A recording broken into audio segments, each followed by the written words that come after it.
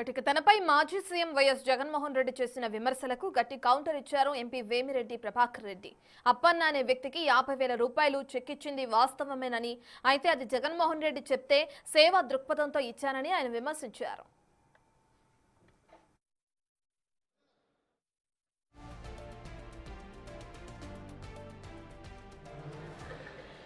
సోదరుడు రూప్ కుమార్ జన సైనికులకు అదేవిధంగా వీర మహిళలకు సుబ్బారెడ్డికి చెందిన వ్యక్తి జరుగుబాటు లేదని పంపిస్తే సాయం చేశానని, సేవాభావం కలిగిన వ్యక్తిని కాబట్టే చాలా మందికి సాయం చేశానని వేమిరెడ్డి స్పష్టం చేశారు. జగన్ మాటలను ఆయన ఆత్మకే వదిలేస్తున్నానని, తాను మంచి పని చేశానని, భయపడాల్సిన అవసరం లేదని తేల్చి చెప్పారు వేమిరెడ్డి ప్రభాకర్ రెడ్డి. నిన్న మీరందరూ ఇనుంటారు ప్రెస్ మీట్.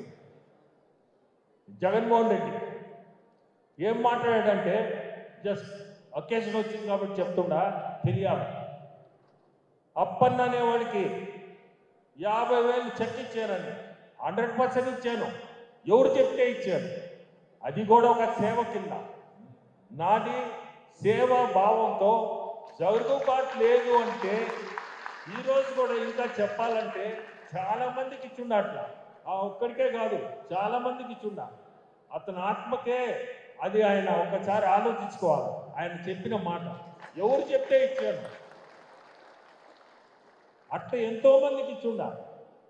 అది అతను జరుగుబాటు లేదు, పేదోడు అని చెప్తే ఈరోజు సేవ చేసే రకంగానే దాన్ని కూడా రోజు చేసింది. ఒక మనిషి శ్రీకాకుళం వాడు జరుగుబాటు లేదు, సుబ్బారెడ్డి వైవి సుబ్బారెడ్డి దగ్గర వచ్చి చేరాడు. ఆయనకి జరుగుబాటు, సుబ్బారెడ్డి నేను ఇవ్వలేనన్నా మీరు సాయం చేయండి అంటే, దేవుడి ముందు వచ్చి చెప్పానండి ఎవరైనా నేను చెప్పేది సత్యమా కాదా, ఊరికనే ఏదో ఒకటి వేయడం కాదు. ఎందుకు చెప్పాల్సి వస్తుందంటే, నేను సేవ చేస్తూ ఎవరైనా వచ్చి ఇట్లా నాకు జరుగుబాటు లేదంటే ఈరోజు కూడా చేస్తున్నా చాలా మందికి. అది చెప్పే కాదు, చెప్పాల్సిన అవసరం కూడా లేదు. కానీ అతను ఎందుకు చెప్పాల్సి వచ్చిందో, ఏమనుకోని చెప్పాడో నాకైతే అర్థం. చెప్పినా నాకేం పోయేది ఏం లేదు దానివల్ల ఏమవుతుంది, మంచి పనే చేశా ఆ రోజు అతని పరిస్థితి. ఈరోజు దాన్ని ఇప్పుడు కానీ నేను కానీ లిస్ట్ చెప్పానంటే చాలా మంది ఉన్నారు నేను చేసిన వాళ్ళు ఆ నెలకి చెప్పులు ఇచ్చేవాళ్ళు. అది అతనికి తెలుసు, ఎవరెవరికి ఇచ్చాను, ఎవరికి ఇమ్మన్నారో తెలుసు. అటువంటిది ఆ మాట మాట్లాడాల్సిన అవసరం లేదు. అంటే సేవాభావంతో చేసిన వాడిని నేను, ప్రతిదీ కూడా అంతే ఈరోజు గట్టి చేస్తున్నా. సో కొన్ని సేవ చేయడం కూడా తప్పులు అవుతున్నాయి, అనవసరంగా బండలు పడుతున్నాయి. మంచి పని చేసి అంటే సేవలో కూడా మనం ఏ రోజు ఏమవుతో కూడా తెలియటంలా, మనం చేసే మంచి పనిలో కూడా.